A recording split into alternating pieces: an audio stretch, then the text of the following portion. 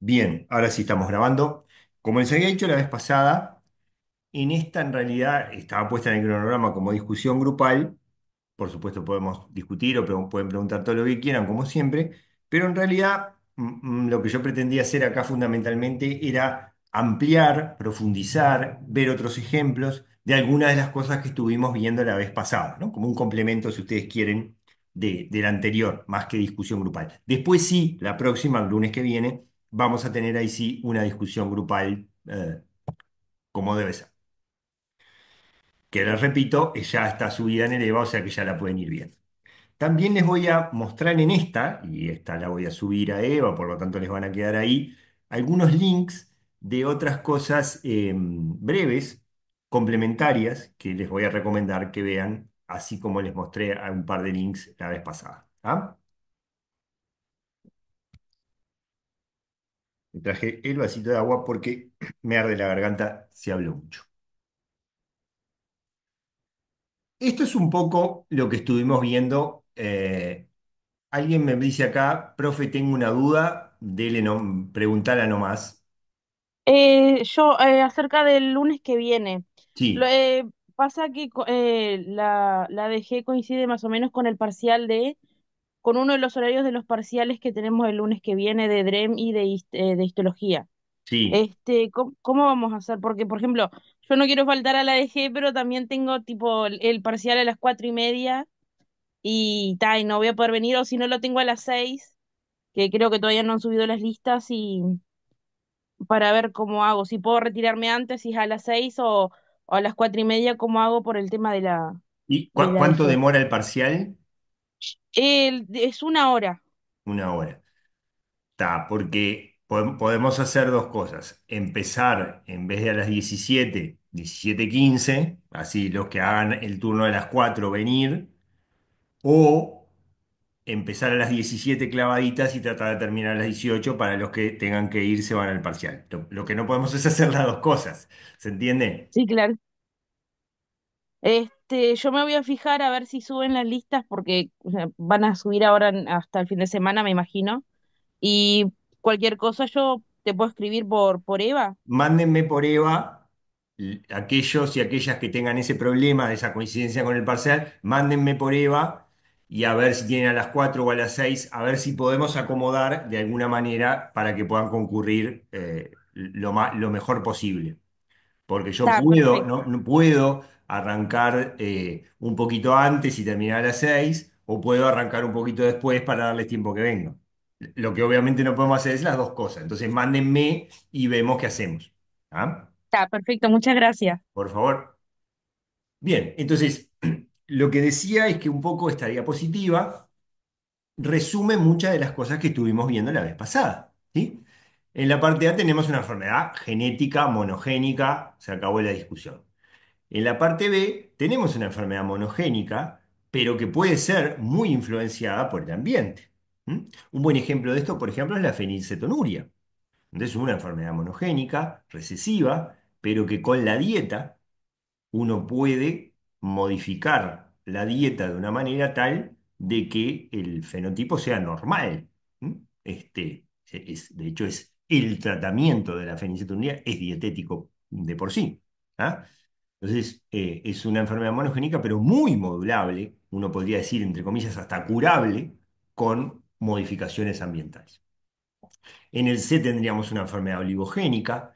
En el C ya tenemos, en el D, perdón, ya tenemos una enfermedad un poco más compleja, con varios genes, poligénica y con factores ambientales. En el E es una situación media irreal, donde no se me ocurre ningún ejemplo, la verdad, ¿no? Donde tendríamos una enfermedad puramente genética, pero poligénica. Lo habitual es y es lo que nos centramos la vez pasada, y en esta nos vamos es lo que vemos en F. Una enfermedad poligénica con factores ambientales, con interacciones de los dos, lo que llamamos enfermedades multifactoriales o complejas, o rasgos, ¿no? No tienen por qué ser enfermedades. Vimos el ejemplo de la estatura, por ejemplo. Eh, de herencia compleja o multifactorial. ¿Sí? ¿No? Es otra forma de ver lo que vimos hasta el hartazgo la vez pasada. Y lo mismo acá, ¿verdad? Esto vimos una muy parecida la vez pasada, ¿no? Una enfermedad monogénica con una variante cuyo efecto es el determinante de la enfermedad, ¿sí? Y en el otro extremo, una enfermedad puramente poligénica dada por la sumatoria, en general, de varios genes, poligénica, y en general variantes que son de efecto pequeño, por eso son pelotitas chiquititas acá, pero que pueden ser aditivas, sumadas, ¿sí? Y ahí empieza la enfermedad. Y por supuesto, las cosas del medio, ¿no? Entonces, uno de los temas centrales que vimos algo la vez pasada y que quiero profundizar ahora es la multifactorialidad y la complejidad en estos rasgos, ¿sí? Pongo esta diapositiva en broma, ¿no? Es decir, justamente es exactamente lo contrario de esta diapositiva, ¿no? O sea, nunca es, casi nunca en la genética y ciertamente nunca en el tipo de rasgos complejos que estamos analizando, una cosa tan sencilla y tan lineal como permitiría pensar esta diapositiva.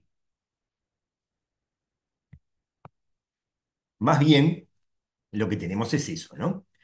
Interacciones de muchos genes distribuidos en el genoma. Recuerden que algunos incluso hablan de omnigénicos, ¿no? O sea, en el sentido que son tantas las variantes que influencian un rasgo que cualquier parte del genoma que uno agarre va a haber alguna allí, con complejas redes de interacción entre variantes genéticas, ya vimos interacción génica, y les mostré algo la vez pasada, les voy a mostrar más esta vez, interacción entre genes o variantes genéticas y factores ambientales.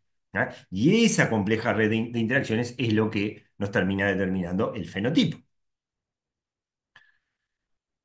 Acá les voy a mostrar un ejemplo de esa interacción genoma-ambiente. Son artículos viejos, unos cuantos años tienen, pero ilustrativos. Acá tenemos de nuevo que hoy les voy a mostrar varias veces y lo vamos a ver en la discusión grupal, el ejemplo de la apolipoproteína E. Es un ejemplo particularmente interesante porque es la apolipoproteína E influencia enfermedades poligénicas multifactoriales, pero es una variante, el alelo 4 que se acuerdan que era el malo para la enfermedad de Alzheimer, el alelo 4 del ApoE, si bien siempre es poligénico y multifactorial las enfermedades que influencia, el alelo 4 tiene un efecto tan grande que vos lo podés detectar de forma individual, ¿tá? Aún sin considerar los otros genes y los factores ambientales. Pero acá lo que hacen, y en algunos ejemplos les voy a mostrar, es analizar factores ambientales. Entonces, fíjense, esto es de nuevo el paso del tiempo en años y el porcentaje de la población que permanece libre de eventos. En este caso, el fenotipo en cuestión es la enfermedad coronaria, ¿sí? Fundamentalmente infarto de miocardio. La ApoE influencia fundamentalmente el riesgo de Alzheimer y, en segundo lugar, el riesgo de enfermedad de las arterias coronarias, ¿sí? Entonces, fíjense, por supuesto, a medida que va pasando el tiempo, las personas que van envejeciendo y permanecen libres de enfermedad coronaria va bajando, ¿no? Es más, algunos se mueren de un infarto. ¿Y a quiénes es los que le va peor, peor, peor, peor, peor que todos juntos? A los que tienen el alelo 4 y son fumadores. ¿Mm?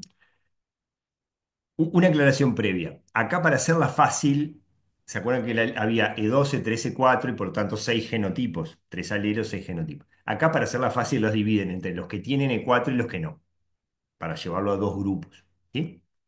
En realidad cuatro grupos, porque son los que tienen E4, fumadores y no fumadores, y los que no tienen E4, fumadores y no fumadores. Por eso tengo cuatro grupos. Pero en realidad estoy considerando dos genotipos, E4 sí, E4 no. Si lo tienen heterocigosis o en homocigosis, no sabemos. Y entonces fíjense, el efecto, esto se puede cuantificar, el efecto del alelo 4, que es negativo también para la enfermedad coronaria, así como era para Alzheimer, se multiplica, es mucho peor en los fumadores. ¿Eh? Dicho, lo digo de otra manera, fumar para enfermedad coronaria obviamente es malo. Y el alelo 4 para enfermedad coronaria también.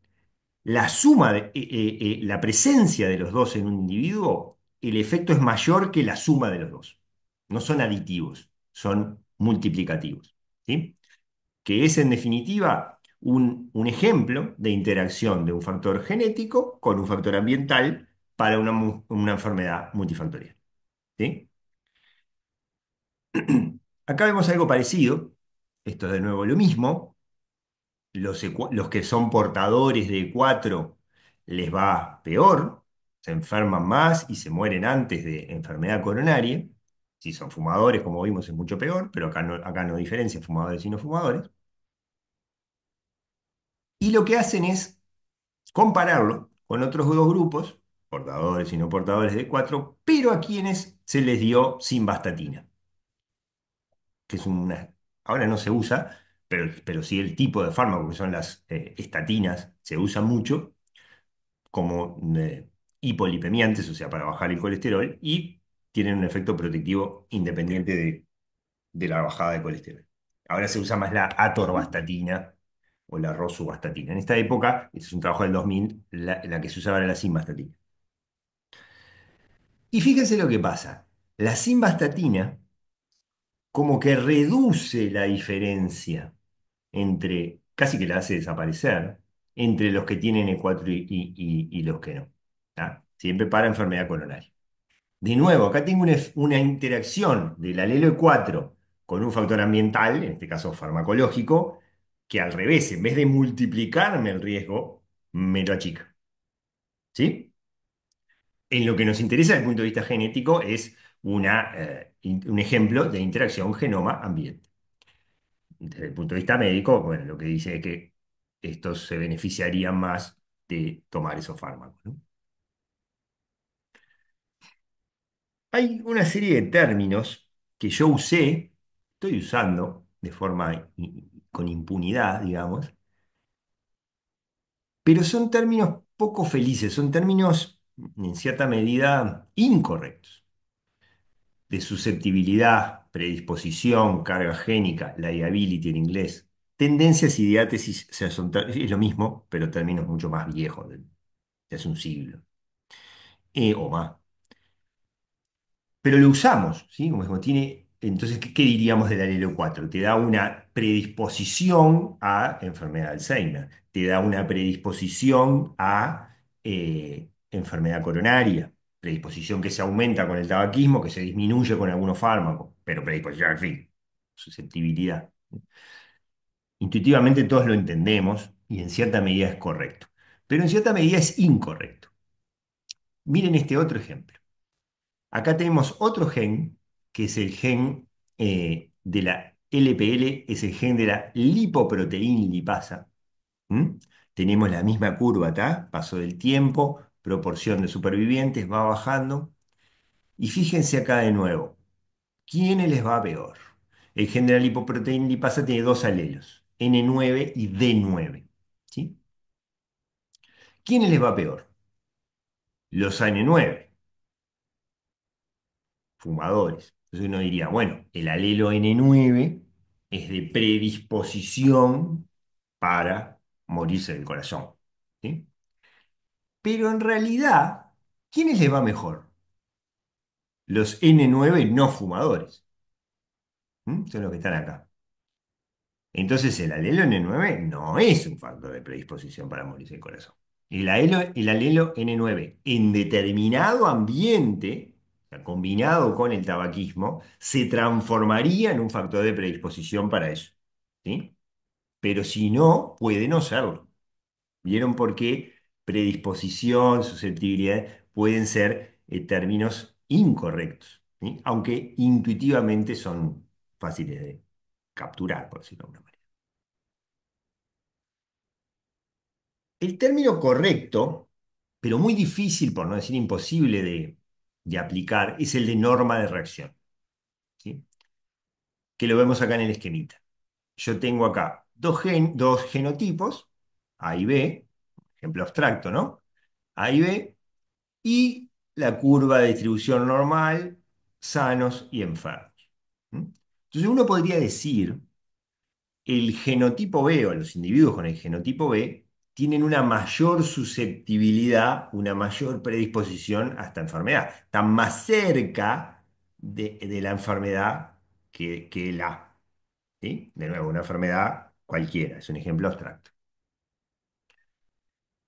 Sin embargo, en realidad, lo que muestra esto es como el caminito que ese genotipo hace, dependiendo de la historia ambiental y llegados al momento presente, primero, el genotipo, el A o el B, cualquiera de los dos, puede hacer un caminito, entre comillas, distinto en función de su historia ambiental.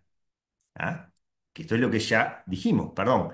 O sea, no necesariamente el A es de susceptibilidad y el B, perdón, es de susceptibilidad. Depende del caminito que hagan. Y el caminito que hagan que depende de las interacciones ambientales.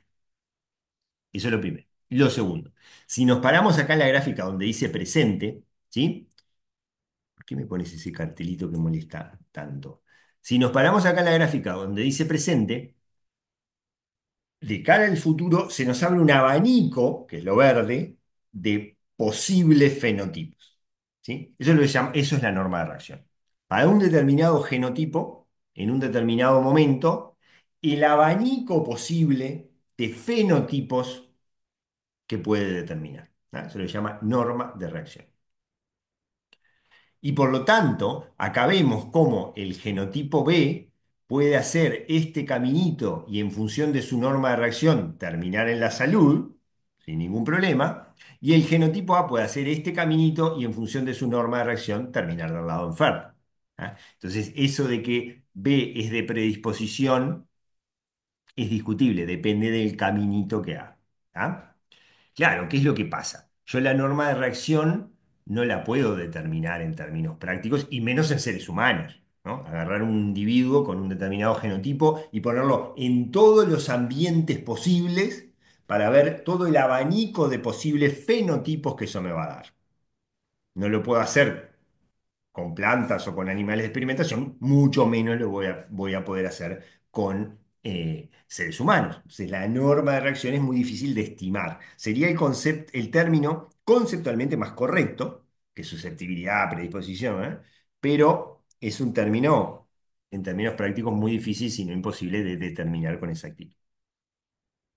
Miren un ejemplo. Acá tengo el gen de la metilente trahidrofolato reductasa, MTHFR, tiene dos alelos, C y T, y por lo tanto tres genotipos, el homocigota T, el homocigota C y el heterocigota. Y el eje de la CI lo que me muestra la medida de homocisteína, ¿m? En plasma.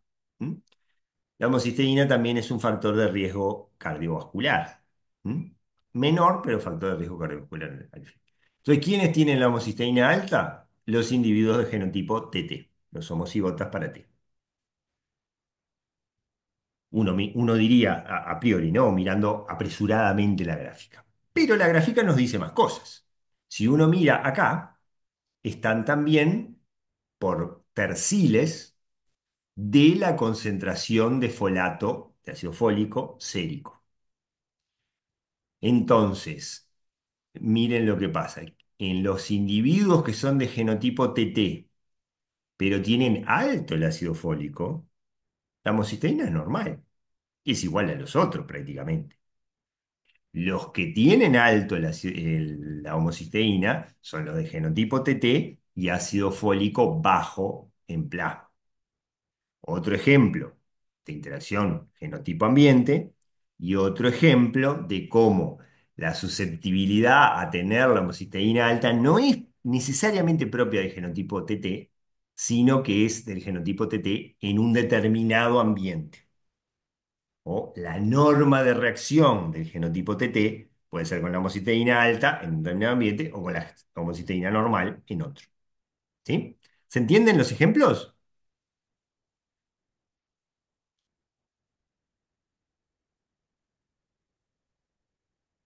¿Sí?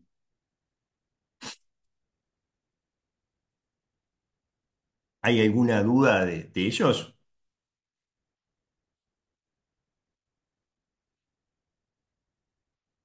Bueno, sigo, lo tomo por no y me paro si hay alguna duda. Por eso a mí me gusta este esquemita, ¿no? Entonces miren cómo pone el genotipo, los genes, ¿m? Factores epigenéticos, que lo vamos a ver después en el curso, factores ambientales como el microbioma o las hormonas en las cuales se desarrolla el organismo, el resto del ambiente, ¿no? Tóxicos, humo, nutrientes, lo que quieran, el desarrollo embrionario, en este caso es el de un gusanito que se transforma en mariposa, pero corre lo mismo para el desarrollo embrionario de los seres humanos, y el fenotipo final y la variabilidad del fenotipo final, acá la variabilidad está representada en los patrones de las alas, depende de las interacciones de todo esto, ¿sí? Eh, entonces, es un lindo esquema, si bien obviamente no es en seres humanos, de eso. Variabilidad genética, interacción con un montón de factores, desarrollo o envejecimiento, si estamos hablando de una enfermedad del envejecimiento, discúlpenme que no me para de sonar esto, dejo de compartir un segundito. No, sí.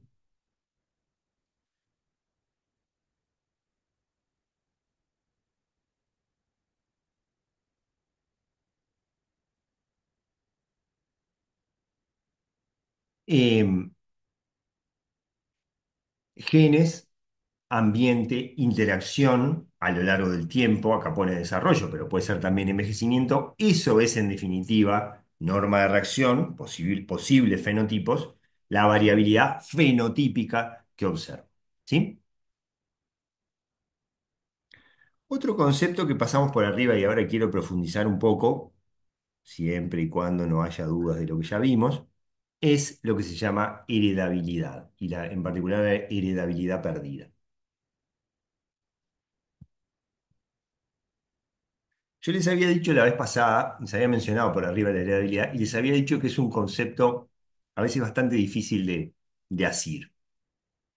¿Eh?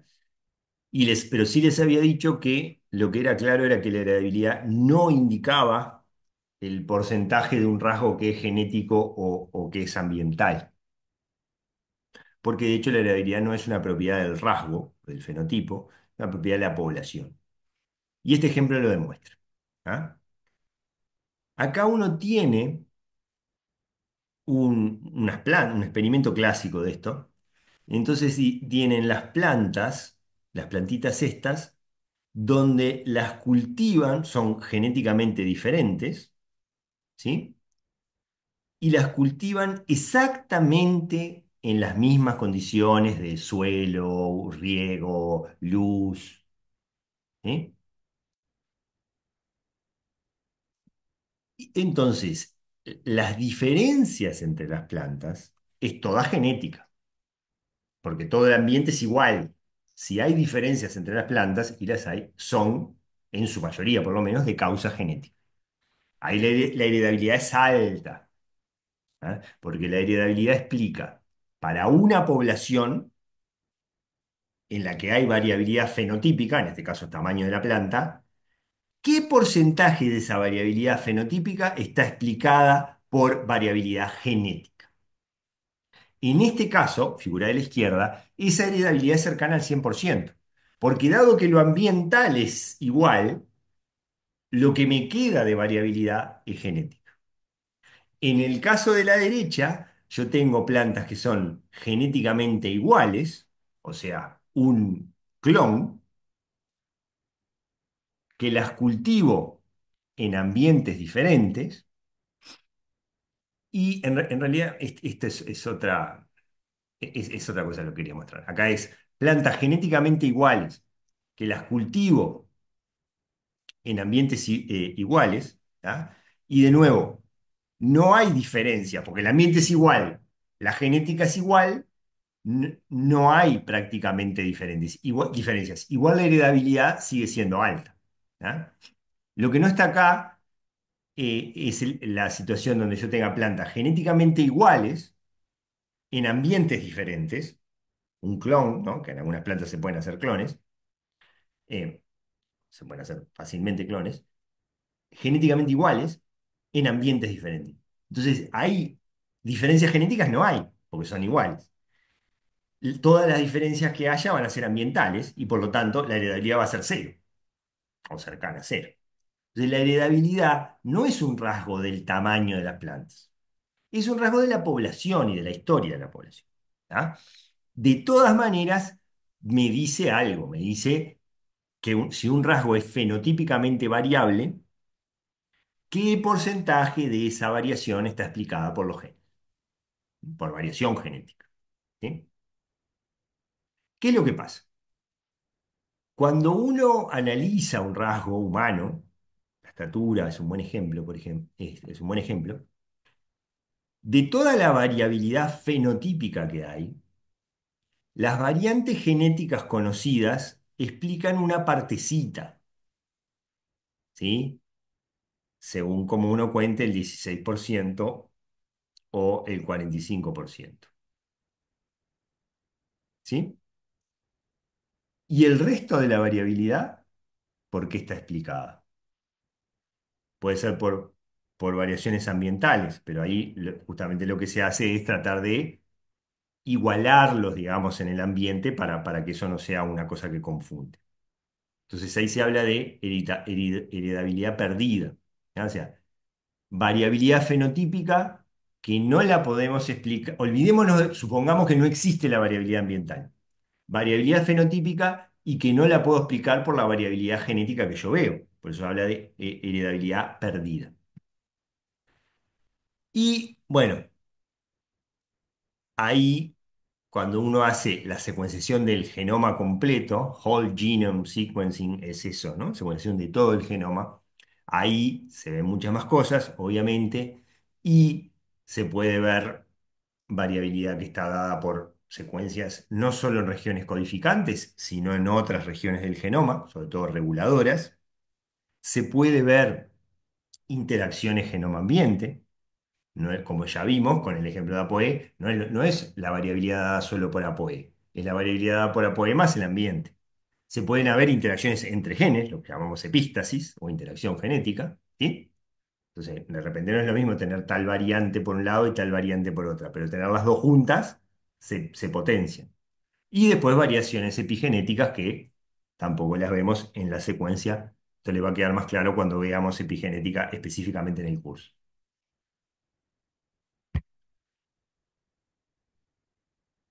Esto muestra lo mismo, esencialmente. Y a veces hay variantes en el número de copias, que ya lo vimos, que justamente son moduladores o afectan la heredabilidad, la variabilidad genética que explica la variabilidad fenotípica.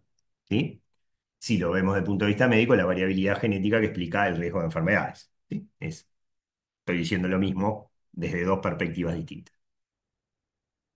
Esto también lo vimos, pero también quiero profundizar. Variantes raras y variantes frecuentes, esto hablando en términos poblacionales, raras y en realidad quiere decir poco frecuentes, ¿no? Y variantes de riesgo y variantes protectivas. Porque claro, uno tiende a pensar, sobre todo como médico, bueno, variantes que me aumentan el riesgo de una enfermedad. Pero puede haber variantes neutras, ¿no? Que ni lo aumentan ni lo bajan. Pero también puede haber variantes protectivas, ¿no? Que disminuyen el riesgo de una enfermedad. Tanto monogénicas, oligogénicas y poligénicas. Este quemita ya lo vimos, con era otro esquema, pero muestra exactamente lo mismo. Frecuencia poblacional, muy poco frecuente a frecuente, entendiendo acá por frecuente le considera 5%, ¿verdad? Y tamaño del efecto de la variante sobre el fenotipo.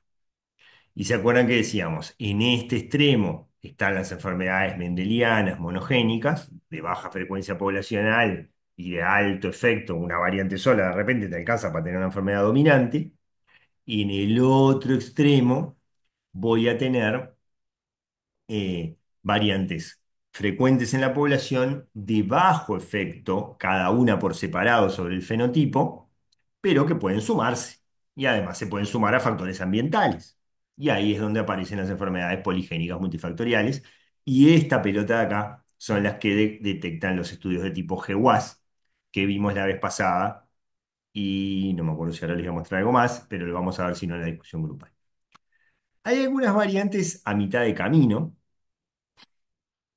de frecuencia intermedia y efecto intermedio, pero son poco frecuentes, justamente, ¿no? Un buen ejemplo sería, no sé si ustedes lo conocen, lo escucharon hablar, el factor 5 de Leiden, ¿tá? Que es un factor, es un cambio de un aminoácido por otro en la proteína factor 5 de la coagulación, que tiene una frecuencia del orden de 1 en 80, ¿no? O sea, ni muy alta ni muy baja. Y tiene un efecto, sobre todo en homocigosis, que aumenta como 20 veces el riesgo de trombosis venosa. O sea, tiene un efecto respetable en heterocigosis que lo aumenta 4 o 5 veces. ¿Tá? Entonces, es un ejemplo de una variante relativamente frecuente y de efecto relativamente fuerte. Otra que podríamos poner acá es el APOE4, ¿m? Que tiene una frecuencia eh, relativamente alta, en el entorno del 10% y alta en términos genéticos, está en el entorno del 10% y tiene un efecto para algunas cosas, enfermedad de Alzheimer sobre todo, importante, sobre todo en homocigosis. ¿Sí? Este, Después puede haber las otras dos pelotas que nos quedan, que pueden existir, variantes de baja frecuencia y de bajo efecto, pueden existir. Todos tenemos cientos, si no miles, que claro, cada una sola no pasa nada, eh, y, y existen. Claro, uno solo las puede detectar si está secuenciando todo el genoma. Antes no se podían detectar. Del momento que ahora uno puede detectar un genoma entero, sí las puede detectar. Antes se suponía que existían, ahora se sabe que existen porque las puede ver en un individuo con secuenciación masiva. Y esta otra pelota, esta es la más rara, ¿no? Variantes frecuentes y de alto efecto. ¿Mm? Estas obviamente van a ser muy poquitas, si es que alguna, porque tienen una fuerte selección en contra. Primero por sentido común, porque ya todos estaríamos enfermos de una enfermedad genética. Y segundo, porque tienen una fuerte presión selectiva en contra. Los ejemplos que existen de esto son muy pocos y son sobre todo enfermedades recesivas en algunas poblaciones humanas y que tienen una frecuencia relativamente alta en heterocigosis. ¿Mm? Ejemplo típico, la anemia falciforme. Tiene una frecuencia que en algunas poblaciones llega a cerca del 10%, en heterocigosis no hace nada, pero tiene un efecto grande. Lo ves en homocigosis, pero tiene un efecto grande. Después hay algunas variantes, como en judíos, askenazim, hay algunas variantes que son frecuentes, que llegan a frecuencias de cerca del 10%, en un gen que se llama GBA, GB larga A, glucocerebrosidasa. En algunas poblaciones, como por ejemplo los judíos askenazos, o sea, los judíos de origen europeo, puede llegar al 10%, y también en heterocigosis no hace casi nada, aumenta un poco el riesgo de Parkinson, pero en homocigosis da una enfermedad severa, ¿no? Entonces, son pocos ejemplos y sobre todo en algunas poblaciones humanas. Esto es, sigo en la misma línea, pero es otra cosa.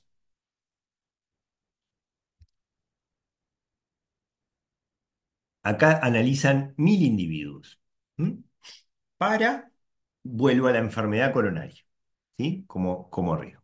Y entonces miren qué interesante, porque uno dice, fenotipo. ¿Qué fenotipo te importa estudiar a vos? Enfermedad coronaria. Ah, buenísimo. Está. ¿Es poligénico o es monogénico? Son fenotipos que pueden tener distintas formas. ¿Ah? Entonces, en realidad, siempre es multifactorial la enfermedad coronaria, pero hay variantes en un gen que pueden causar un aumento significativo del riesgo. Que los genes están acá, son estos de acá. El receptor de LDL y ApoB son los principales, PCSK9 también, que tienen una prevalencia baja, menos del medio por ciento, ¿ah? Pero que determinan un aumento del riesgo de enfermedad coronaria marcado, ¿sí? ellos solitos. Sería un aumento de riesgo monogénico.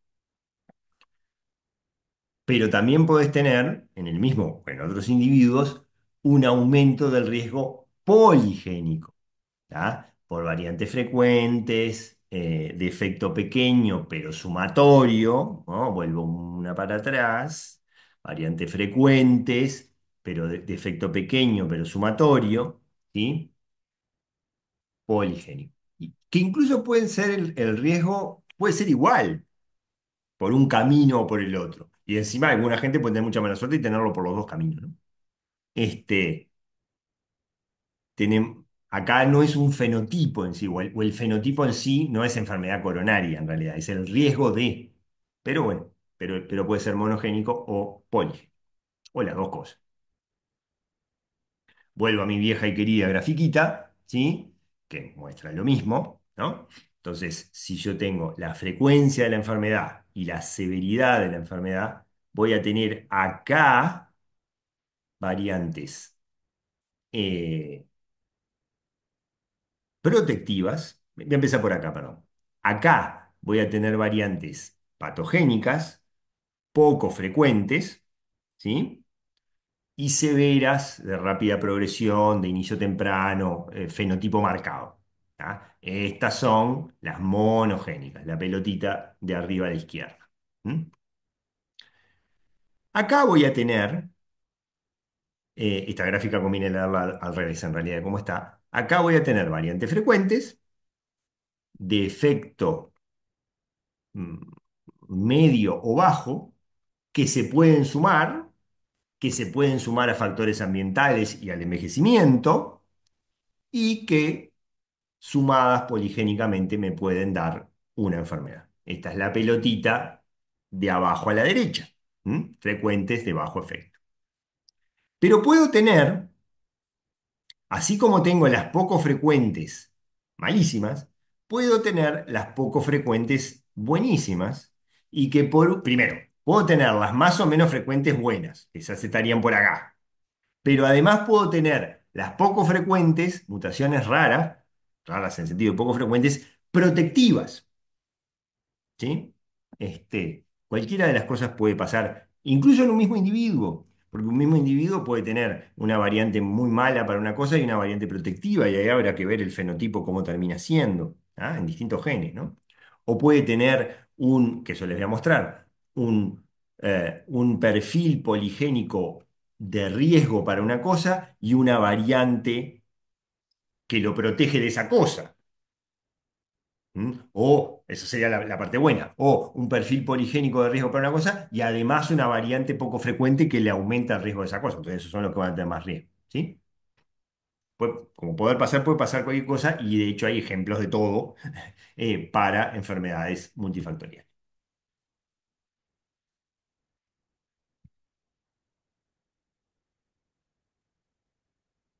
Acá tenemos un ejemplo de lo que yo decía, que volvemos a nuestro querido Poe.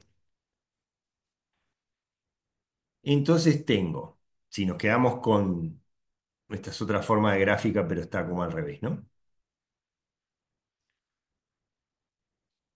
Individuos E3 que son el genotipo más frecuente y que tienen un riesgo intermedio, intermedio bajo del Alzheimer.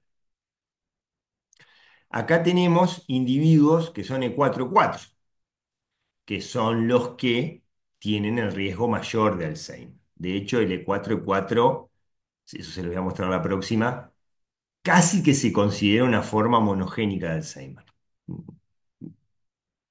Monogénica, pero de inicio arriba de los 70 años. Y después tenés individuos E13/4, E12/4 o E12/2, que son los que tienen menor riesgo, o sea, los que van a empezar más tarde. ¿Ah? Entonces, fíjense acá lo que hace. Considera las variantes de ApoE y se queda con este grupito.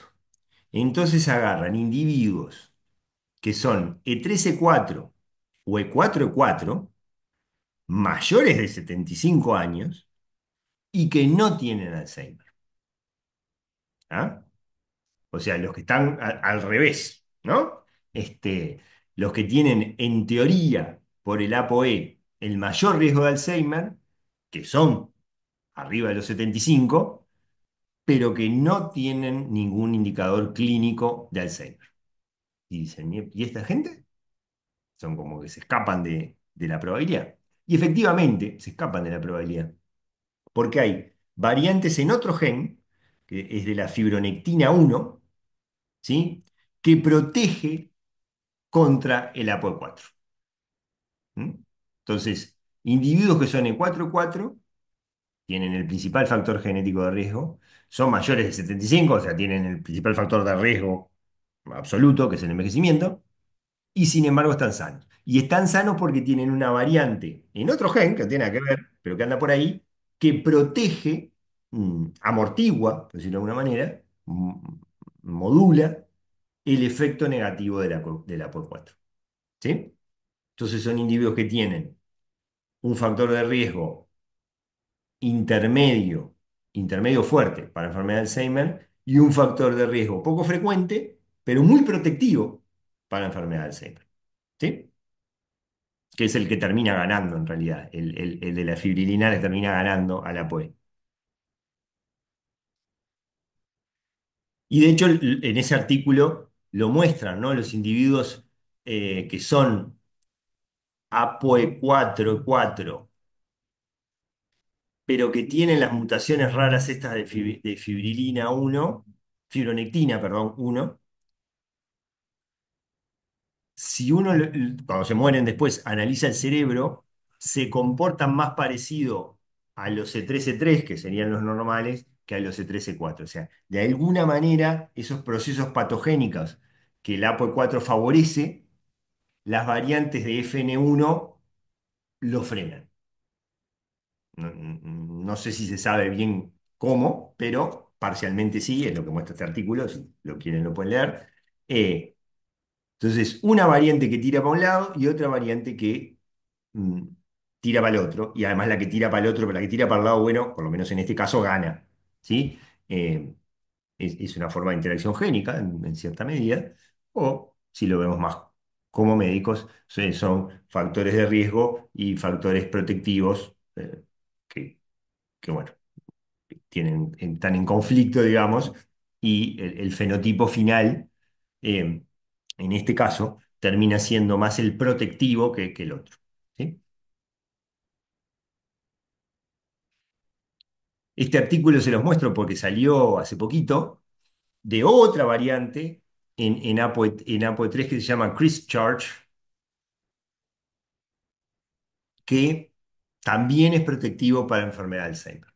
Así como está la variante de APOE4, que es mala para enfermedad de Alzheimer, hay una variante del APOE3 que no solo es neutra como el APOE3 común, sino que encima es protectiva. ¿Ah?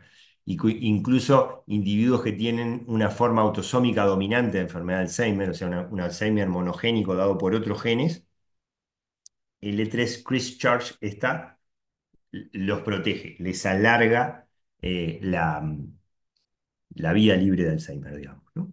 De nuevo, ¿no? Ahí tenés una variante que tira para un lado y otra que tira para el otro.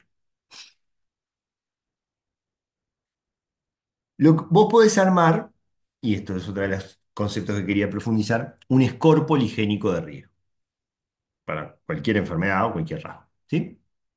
Que básicamente es lo mismo que la gráfica, ¿no? O sea, esta gráfica, esta gráfica es fenotípica, pero subyace a la misma una distribución de muchos genotipos poligénicos, ¿eh? Y vas a tener un grupo de individuos que, acá, olvidémonos del ambiente, hagamos de cuenta que no existe el ambiente, vas a tener un grupo de individuos que por su perfil genético están en un riesgo máximo de una enfermedad. Y en el otro lado, obviamente, vas a tenerlo de riesgo bajo y la mayoría de la gente en riesgo intermedio. Entonces uno puede elaborar un perfil genómico o poligénico del riesgo para una determinada enfermedad Sobre todo se hace en base a aquellas variantes genéticas que sabemos que influencian una enfermedad con los GWAS. ¿Sí? Entonces miren acá, acá esto no es para una enfermedad, pero es un score poligénico para estatura, una vieja y querida distribución normal en la población, y este señor, su score poligénico para estatura está acá, frácate allá, en el extremo del extremo del extremo de estatura alta. ¿Sí? Por su genes. El ambiente acá no lo estamos considerando. Supongo que debe haber sido bien alimentado para medir todo eso, ¿no? Pero solo por sus genes, ¿viste? Esto no es un score poligénico de riesgo, es un score poligénico de estatura. Él está en un extremo máximo de estatura. Que esto está calculado usando 2.910 variantes de nucleótido único, ¿ah? O sea, un montón de genes. Este, que yo les mostré la vez pasada que la estatura era un rasgo muy poligénico, además de ambiental, muy poligénico. Entonces uno puede, vuelvo ahora a la enfermedad coronaria, veamos la del medio, ¿no? Entonces tienen, y se acuerdan que yo les había dicho que esta grafiquita sí me podía representar, era una representación en la población de la curva de distribución normal. ¿Ah?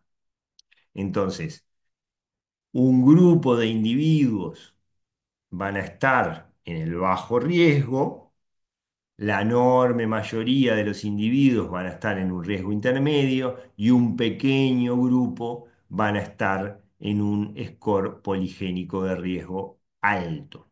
¿Sí? Cuanto más acá estén, más a la derecha, mayor el riesgo de efectivamente tener enfermedad coronaria. ¿Ah?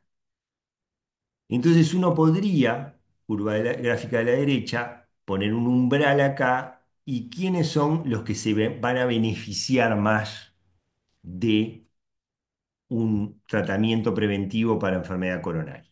Aquellos que tienen factores de riesgo ambientales, deje de fumar, por ejemplo, y aquellos que tienen un score poligénico de riesgo alto. Esos son los que más se van a beneficiar de las intervenciones preventivas. ¿Ah? O sea, que uno podría usar este score poligénico para seleccionar en el buen sentido los individuos, ¿ah? Y seleccionar aquellos que más se van a beneficiar de determinadas intervenciones, intervenciones en el sentido de cosas preventivas, nutricionales, farmacológicas, lo que sea que uno pueda hacer. ¿Ah? Claro, uno va a decir, bueno, comer sano, hacer ejercicio, no fumar, no tomar alcohol en exceso, independientemente de tus genes, siempre te va a venir bien. Estamos de acuerdo. Pero hay quienes se benefician más de eso que otros, de acuerdo a sus genes. ¿Sí? Y si estamos hablando de usar determinados fármacos, ni que hablar, que va a haber quienes se benefician más que otros. ¿Ah? Y eso uno lo puede predecir parcialmente, probabilísticamente, a partir de un score poligénico de riesgo. ¿Mm? Una cosa en donde se están empezando a usar cada vez más los scores poligénicos de riesgo es en cáncer. ¿Ah? Y sobre todo en los cánceres frecuentes, cáncer de mama, cáncer de próstata, cáncer de colon. Sobre todo cáncer de mama en las mujeres. Digo, los hombres también pueden tener cáncer de mama, pero el score poligénico de riesgo es sobre todo de interés y de beneficio en las mujeres para cáncer de mama. ¿Ah? Y entonces de este artículo, fíjense acá, está de nuevo lo mismo, ¿no?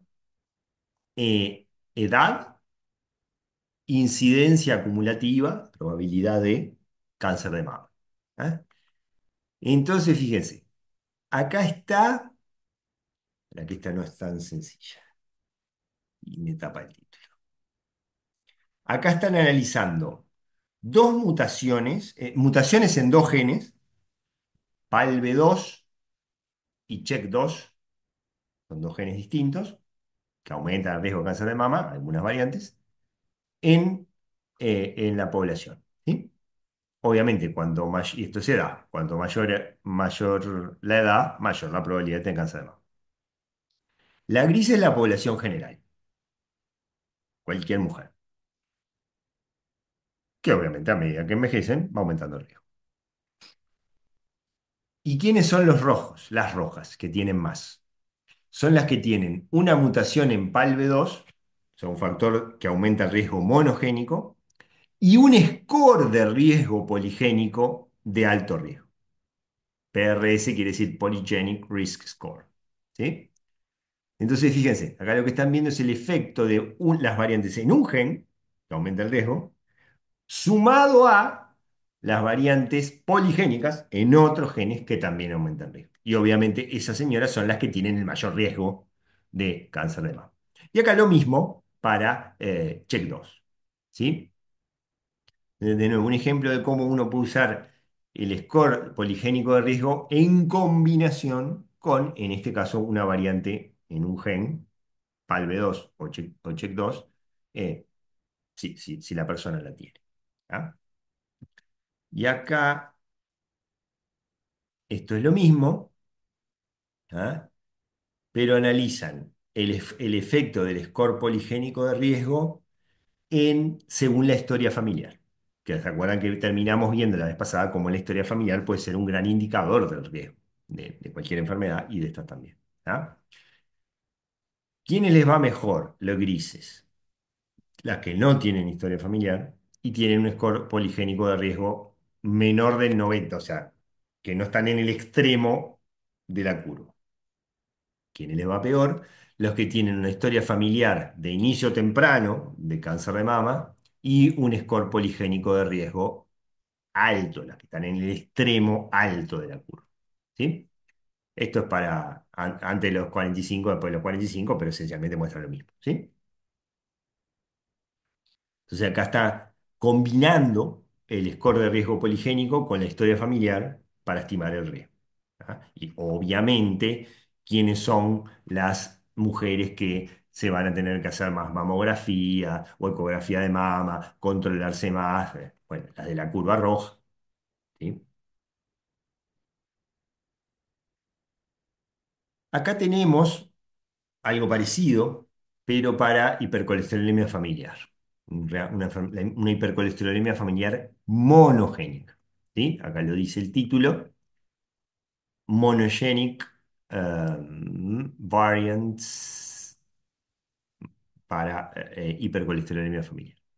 Entonces, acá tenemos el percentil del score poligénico, bajo riesgo, intermedio, alto riesgo, y la probabilidad, el riesgo relativo de tener eh, enfermedad coronaria, coronary artery disease. Entonces, esta es la curva para los que no tienen mutaciones monogénicas de hipercolesterolemia familiar, y esta es la curva en celeste para los que sí tienen mutaciones monogénicas de hipercolesterolemia familiar. ¿Ah? Entonces, de nuevo, acá tenés dos factores, uno monogénico, dos factores de riesgo, uno monogénico y uno poligénico. El monogénico te separa groseramente dos curvas bien claritas, ¿no? Las que no tienen factor de riesgo monogénico y las que sí tienen, los que sí tienen factor de riesgo monogénico. Primero, negro y celeste. Pero además, dentro de cada curva, se separa la probabilidad o el riesgo en función de un score de riesgo poligénico en otros genes, que pueden ser muchos, sumados. ¿Sí? Y noten una cosa, aquellos que no tienen una hipercolesterolemia familiar monogénica, pero que tienen un riesgo poligénico muy alto, igualan a los que sí tienen una hipercolesterolemia familiar monogénica, pero un riesgo muy bajo. ¿Tá? O sea, como que se solapan parcialmente. ¿Tá? Entonces, un score poligénico adverso, por decirlo de una manera, ¿no? Una mala combinación de genes, por decirlo más a lo bruto todavía, te puede llevar a un extremo de riesgo tan alto como si tuvieras una mutación severa, ¿sí? De hipercolesterolemia familiar. Este es un artículo muy interesante, bastante denso y nuevo, que justamente analiza un montón de scores poligénicos de riesgo para un montón de cosas: asma, enfermedad coronaria, obesidad, diabetes tipo 2, acuerdo acá, enfermedad renal, cáncer de próstata, ¿qué más? Cáncer de mama, breast cancer, ¿sí? Entonces, fíjense, acá está la curvita, toman los que están en este extremo de la curvita, que acá está ampliado, y fíjense, odds ratio siempre es una medida del riesgo relativo, ¿tá? Entonces, los que están, si uno toma una población grande de individuos, cualquiera sea, y se queda con los que le hace un score poligénico de riesgo para todas estas cosas y los toma a esos grupos, eso va a ser para diabetes tipo 1 el 3%, para cáncer de próstata el 10%, cáncer de mama el 5%, asma 5%. ¿Sí? O sea, lo digo de otra manera. En una población de individuos sanos, 5% van a tener un score poligénico de alto riesgo para cáncer de mama. 10% van a tener un score poligénico alto para cáncer de próstata. ¿Ya? Y esos van a tener un aumento del riesgo relativo 5 veces, 3, 6 veces, 7 veces, 10 veces más que la población general. ¿Ya? Entonces, de nuevo, esto es una forma, obviamente, de identificar, y acá lo analiza para distintas poblaciones, ¿sí? Distintas ancestrías, pero bueno, en todas se cumple lo mismo, ¿no? Se puede cumplir más en una que en otra, pero en todas se cumple lo mismo. Eh, y es una forma, uno puede hacer un score higiénico de riesgo para cualquiera de estas cosas y seleccionar a un pequeño porcentaje de individuos de la población que tienen un alto riesgo de eso. Y bueno, si se puede prevenir o detectar precozmente, como en el caso del cáncer de próstata, cáncer de mama, esos son los que más se van a beneficiar. ¿Ah?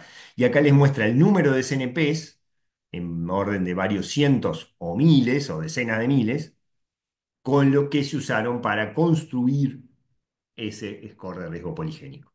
Por eso cuando digo poligénico, es poligénico, ¿eh? Decenas o centenares de miles de variantes se analizan a veces. ¿Ya? Les recomiendo fuertemente que vean estos tres videos, que son cortitos. Perdón, este video y el del medio es un artículo. Los dos videos son muy cortitos, no deben pasar los 10 minutos y son muy, muy lindos, ilustrativos de lo que es un score poligénico de riesgo y cómo se pueden usar. ¿Tá? Se los recomiendo mucho que lo vean. El del medio es un artículo, no muy largo, pero un artículo que hay que leerlo, es para el que quiera profundizar, obviamente, que habla de los scores poligénicos de riesgo en psiquiatría específicamente, pero en realidad todo lo que dice es aplicable a otras enfermedades o a los ejemplos que yo mostré acá. Él lo analiza para psiquiatría, pero es lo mismo. Conceptualmente está diciendo lo mismo para cualquier enfermedad o cualquier rasgo humano multifactorial.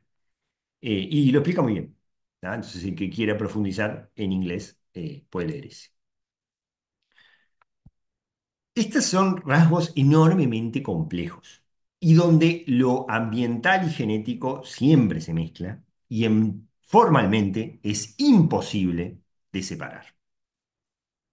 Acá tenemos un GWAS, como el que estábamos discutiendo, y esto es, miren qué interesante, ellos hacen un GWAS para lo que le llaman Educational Attainment. Sería logro educativo. ¿Cuál es el nivel educativo más alto al que llegaste en tu vida? ¿No? Escuela, liceo, universidad, posgrado, lo que fue. Entonces hacen un GWAS para eso. Acá no es un estudio caso control, ¿no? Sino es un estudio de el nivel educativo al que llegaste, bajo, medio, alto, y variante genética. Y efectivamente, encuentran variantes genéticas. ¿Se acuerdan que los piquitos estos que pasaban el umbral eran donde hay regiones del genoma, donde hay genes asociados a el rasgo en estudio, en análisis? En este caso es nivel educativo alcanzado. Y es poligénico, obviamente, y recontra multifactorial. Entonces, un rasgo que uno a priori pensaría, no lo pensaría como un rasgo genético, hasta dónde llegó en la universidad, o si pudo terminar o no en la universidad. Obviamente que eso tiene factores ambientales, ¿sí? Pero un rasgo que uno no lo pensaría como un rasgo genético, en realidad sí tiene variantes genéticas que lo influencian. ¿Sí? Y de hecho, acá hacen una especie de score poligénico para nivel educativo alcanzado, y se ve acá en la B, se ve mejor, y entonces analizan cuáles son los factores que mejor predicen el nivel educativo alcanzado. Esto, el azul y el amarillo son dos estudios distintos que ellos los combinan. ¿Ah? O sea, en realidad, considérenlos como juntos, porque además vieron que muestran más o menos lo mismo. ¿Cuál es el factor que mejor predice el nivel educativo alcanzado? El nivel educativo de los padres. Razonable. ¿Ah? Que a su vez, el nivel educativo de los padres, como vimos, tiene factores ambientales, pero también tiene factores genéticos, porque lo veíamos en la gráfica anterior. El segundo factor es el nivel educativo de la madre, el nivel educativo del padre. Y acá está el score poligénico de riesgo.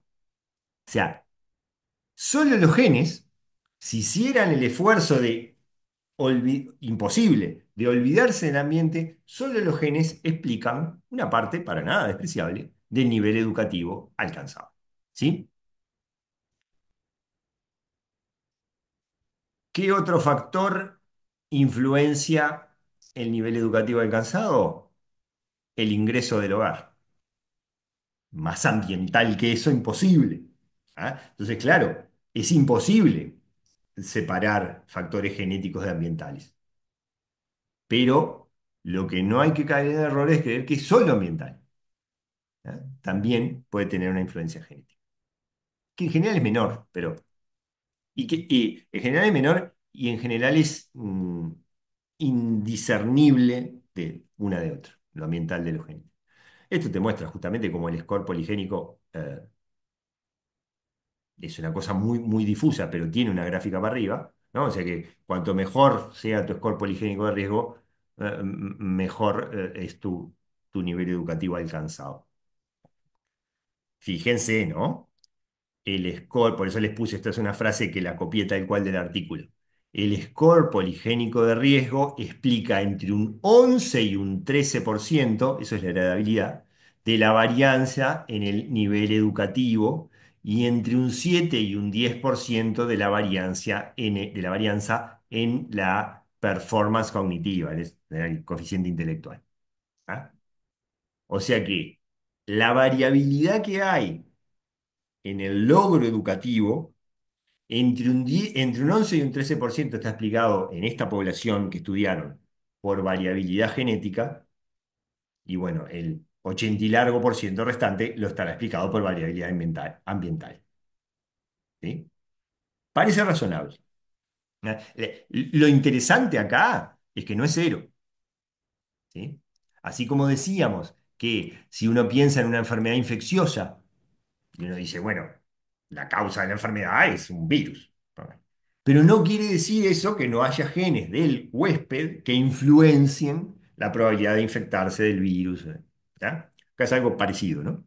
Esto claramente es un factor netamente ambiental, pero no quiere decir que no haya factores genéticos que puedan influenciar en menor medida estos rasgos.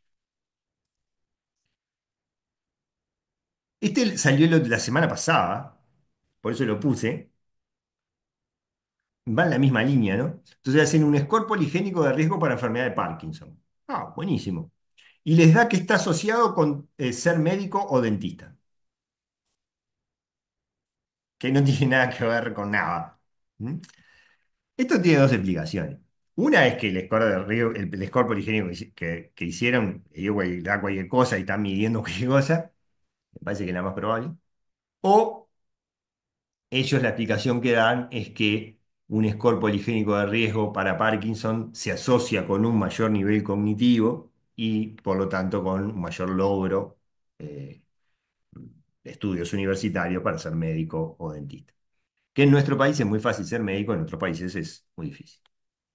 Muy fácil, entre comillas, quiero decir. No digo que sea papa, pero en otros países es mucho más difícil, tanto económicamente como en el esfuerzo intelectual que requiere.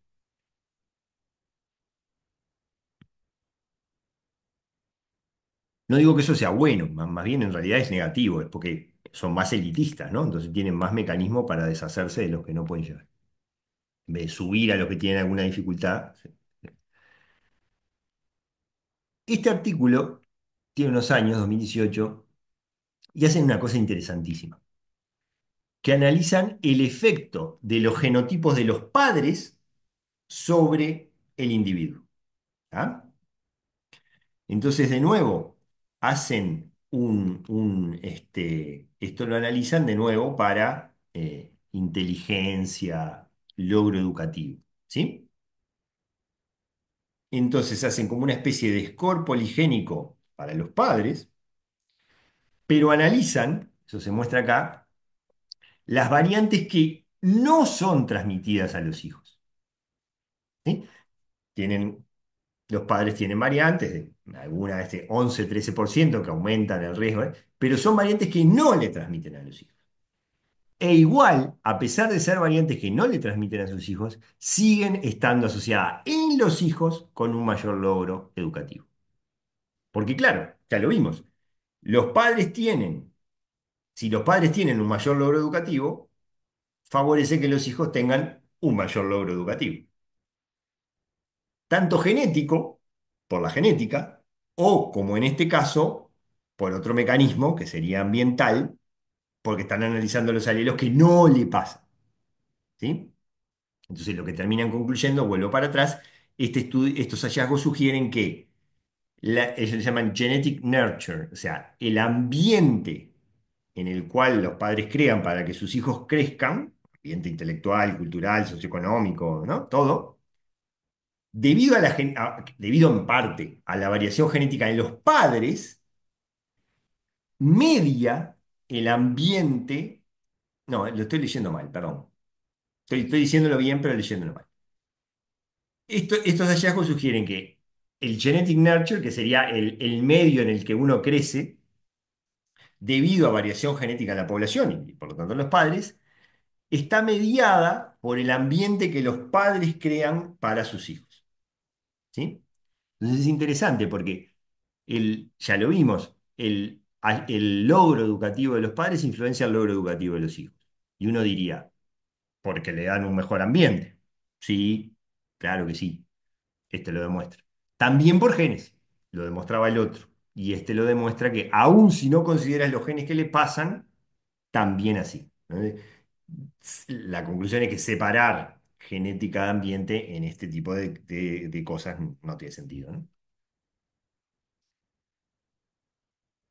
Bueno, voy cerrando por acá la grafiquita que muestro siempre al final de las clases, que no tiene nada que ver con lo que estábamos hablando. Vieron que tomé tres o cuatro conceptos que habíamos visto la vez pasada, los profundicé, los ejemplifiqué. Esta es una de las clases más arduas del curso, si no la más ardua, yo soy consciente. Repásenla después si les queda alguna duda.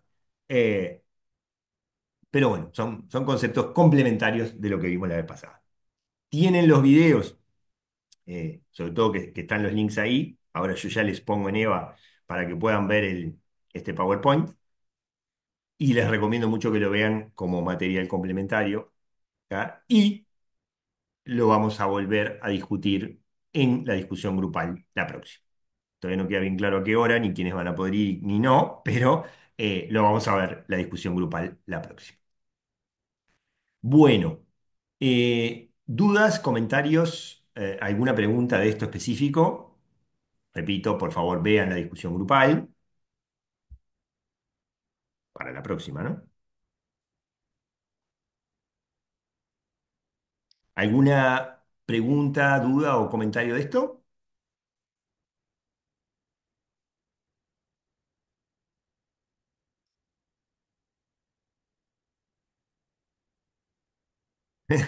Débora dice, hay que repasar fuerte.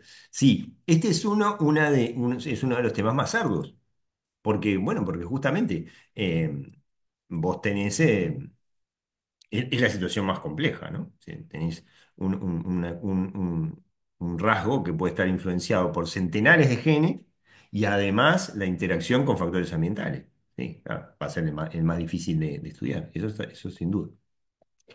No, no vamos a profundizar en los detalles ni en los detalles matemáticos de todas estas cosas, que yo no podría para empezar, pero, pero sí los grandes conceptos, ¿tá? Que los vamos a repasar en la discusión grupal.